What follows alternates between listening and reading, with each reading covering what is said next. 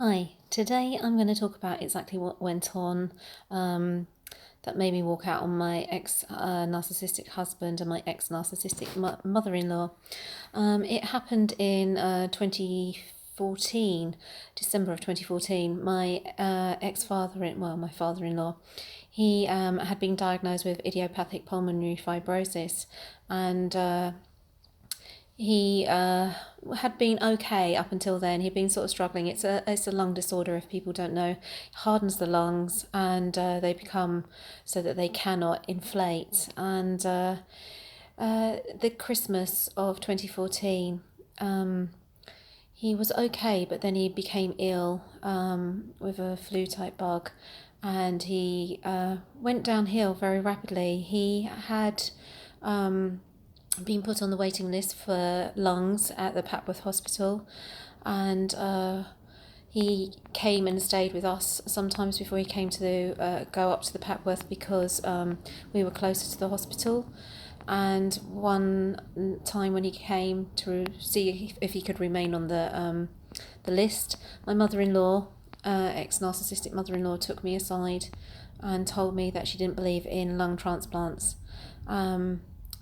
This completely was a mind-blowing thing for me. It was very distressing because I felt that it was his only chance at prolonging his life. She said she didn't believe in anybody having other people's organs put inside them. She told me not to tell my husband, her son, or my sister-in-law, and that was her belief. Anyway, I felt like there was a block put on the lungs getting to my father-in-law. Twice he got taken, blue lighted in an ambulance up to the hospital.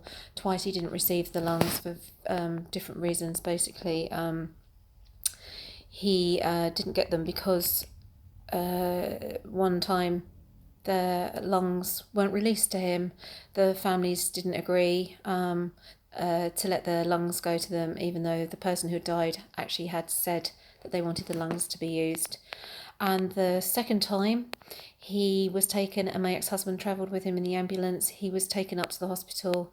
They shaved him and got him ready, and then what we didn't realise was that he was something like third on the list to receive them, and somebody else ahead of him got them. And the disappointment, the heartbreak of that episode for my ex-husband and for my father-in-law, I think just broke him, really. It was so, I don't know, it was a heartbreaking thing just to think he was so close to getting them and he didn't. But anyway, in the May of 2015, on the 15th of the 5th, 15, that's the day that he died. He had been on oxygen for 24/7. He had been getting weaker and weaker. We literally saw him deteriorate in front of our eyes. He couldn't walk across a room.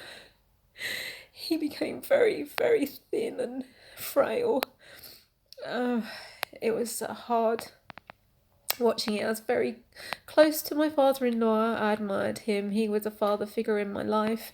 We talk about art, movies, and music and different things. He was a very accomplished artist and guitarist, and he was, he was just an all-round nice guy. Anyway, after he died, my mother-in-law was moved into our house. I don't even recall the conversation. She just came. My husband wanted her in the house, and he moved her in. And it was difficult because I had to listen to her every morning saying about how she hadn't looked after him properly. It was a strange situation because when he was diagnosed with a condition, she decided to live in a bungalow in Essex while he went down to North Wales to run a B&B. We never knew whether he was okay or not. We were relying on people telling us if he was okay and not falling off the side of a mountain. It was a very strange setup. So for 3 years they kind of more or less lived apart. Anyway, she moved in with us, and she made it really difficult. Each morning, my ex-husband, he went off to work and he didn't listen to it. He didn't have to listen to her crying and saying that she hadn't done the best for him. She wished she'd been down in Wales with him. She wished that she had gone to him when he rang his bell instead of sitting there reading her magazines. All of the different things that she wished she had done and she hadn't done, and I had to sit there and listen to it all. And so did the children. When she was in the house, she caused a lot of problems. There was one incident where myself and my ex-husband went down to North Wales to run the B&B for a little while, and she was on her own in our house, and we walked back in, and the house stunk of cat's wee and poo. She'd left one of our cats, locked in my son's bedroom, and the cat crapped all over his bed, peed all over his bed. And she maintained, even though she was in the bedroom opposite, she could not smell this. My husband stuck up for her, even though as soon as you walked through the door you could smell it. And it was lucky that the cat was alive. Still. Crazy situation. Anyway, he took her side. Another time when we went away and we came back, there was black bags of rubbish left by the door, filled with maggots and things crawling, because she couldn't be bothered to take it outside 3 steps outside and put it in a dustbin. Again, he took her side of things, and I was not allowed to say anything. I know that she was in grief, but people can still... I don't know if she was in grief. I don't even know if she was, actually, because of what she did.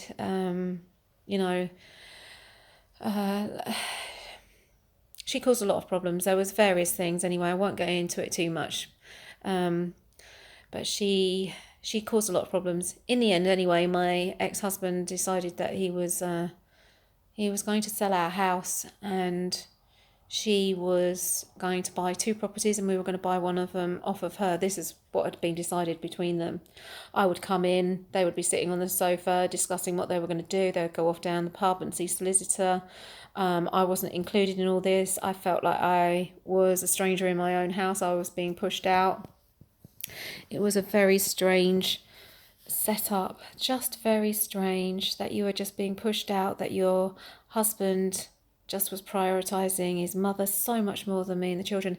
I mean, he always had prioritised her. That was one big problem in our marriage, that he always took her advice. He always spoke to her before me. He always made massive decisions with her. Me and my father-in-law, we were just always on the sideline, both of us, not included in decisions. They just ran with things, and that's what they did. I tried to say to my ex-husband that we needed to just sort of cool everything down, take our time, not do any knee-jerk reactions because of my father-in-law having died, and in such a horrific way. It was a really bad death. It was heartbreaking to watch him. Totally heartbreaking. Even when I think about it now, the canisters of oxygen that he was on, all of it, it was heartbreaking to see him deteriorate so rapidly. Anyway, my mother-in-law, supposedly in grief, but she bought 2 houses, moved. We had all of her clutter end up at our house, which caused a row because his sister lived in a bigger house than us with a log cabin out the back. She didn't take any of the clutter, barely anything. She didn't even ask her husband if they could put the clutter out in the thing. Put immense pressure on myself, my ex-husband, to take all of this stuff. All he wanted to do all the time was be beholden to his mother. He was bent over backwards for her all the time. And she always just had him enmeshed. He always felt beholden. He was the golden child, but he also resented her. He felt like he always had to do and sort her out first, all the way through our marriage. She was his wife, not me. I mean, I was there for the sex, and that was it all the time. The rest of it was the relationship with his mother. There was 3 people in our marriage, and she was a wife, not me. it was a crazy situation. But anyway, she bought these two. They bought these two places. He put our house on the market. She tried to sell the B&B down in Wales. My ex-husband and I went down to Wales for the weekend to see two prospective buyers. And my ex-husband wanted me to walk to the next village to see some of his friends. So we walked to this village. It was end of September, beginning of October. I was not dressed to go up mountains, and he decided that he wanted to walk me up this mountain. I felt very, very thirsty when I got to this friend's house and had a glass of water. My ex-husband insisted on me walking up a mountain afterwards. I cried, I think, pretty much every step of the way, and he called me a baby and slagged me off and put me down and was nasty to me. We got to the top of the mountain. We had a big row, and I said I wasn't walking any further. And so he walked, I don't know, the next 8-10 miles or whatever to the village, picked up our car, came and picked me up from the lake. I went back, I tidied up all of the flat and the B&B while he went off to a friend's. We got in the car, we drove home. We didn't stop 5.5 hours without a wee. I was in pain, didn't realise what was going on. When we got home, raced home to get home to his narcissistic mother. Got in the house and I was rolling around on the floor, throwing up in excruciating pain. And then he took me to hospital, to A&E, and long story short, I had a kidney stone stuck in my ureter, which they didn't realise at the time. I felt like I was dying. Anyone who's had pain, had kidney pain, will know that you literally feel like you're giving birth via your back. It's such intense pain, indescribable pain. I just felt like I was dying, and it took a while before they realised what was going on at the hospital, and luckily I ended up with it getting lasered out. I was peeing bowls of blood. I was in a really bad way. They put a stent in. That was painful peeing. I was told to try and recuperate for a while. I just didn't get any time to recuperate. I had to get up and get out and get a load of stuff over to where we'd sold the house, all of my ex-mother-in-law's clutter. She's a hoarder. There was so much stuff, and when she had the chance to go for it, she said no, she wanted to keep every single bit of every item that she had. It was just craziness. Sorry.